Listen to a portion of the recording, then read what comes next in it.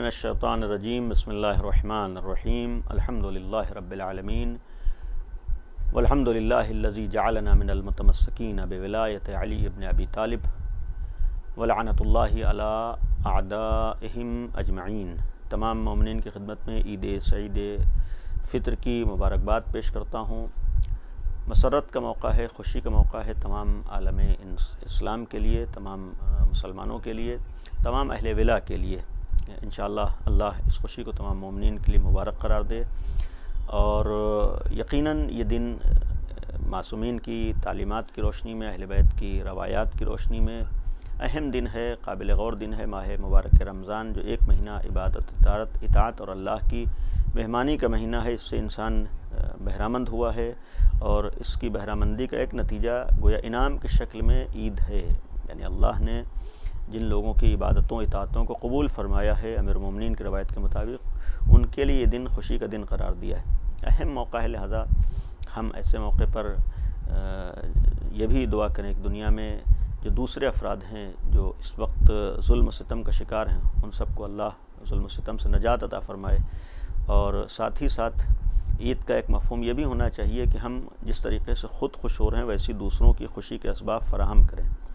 واقعی خوشی اسی وقت ہوگی کہ خداوند عالم کی خوشنودی حاصل ہو، اور خدا کی خوشنودی کا ایک طریقہ یہ بھی ہے کہ دوسروں کی خوشی منانے کے اسباب فراہم کیے جائیں۔ یعنی جو افراد پریشانیوں کی بنیاد پر، غربت کی بنیاد پر، ناداری کی بنیاد پر خوشیوں میں شریک نہیں ہو پاتے ہیں یا خوشیاں نہیں منا پاتے ہیں، ان سب کا بھی ہم خیال کریں، ان کی ضرورتوں کو پورا کریں۔ یہ بھی ایک ہمارے عید کا ایک گویا درس ہونا چاہیے، پیغام ہونا چاہیے۔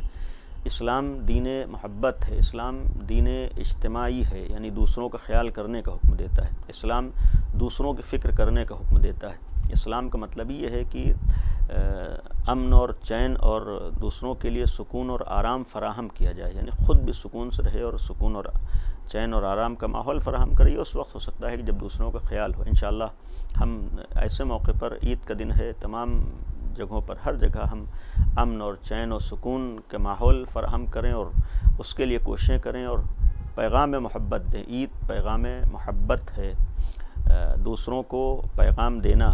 اگر کائنات اللہ کے خالق ہونے کا انکار کر دے تو اس سے اس کی خالقیت میں آنچ نہیں آتی، اور وہ اپنے بندوں کا خیال کرتا ہے۔ اگر بعض افراد انحراف کا شکار ہوں تو ان کے ساتھ بھی کوشش ہو حتی الامکان کی وہ بھی راہ راست پر آ جائیں۔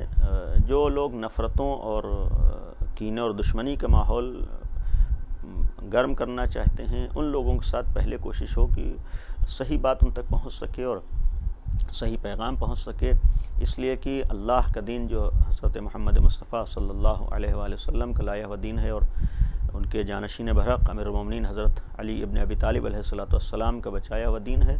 اس دین میں یقیناً بہت سی اچھائیاں ہیں۔ یہ عید کا موقع ہمارے لیے خود ان اچھائیوں کو سمجھنے کا دن ہو، اور دوسروں تک ان اچھائیوں کا پیغام پہنچانے کا دن ہو۔ اللہ سے ہم دعا کریں کہ ہم سب کو صحیح اسلامی تعلیمات کو سمجھنے کی توفیق عطا فرمائے۔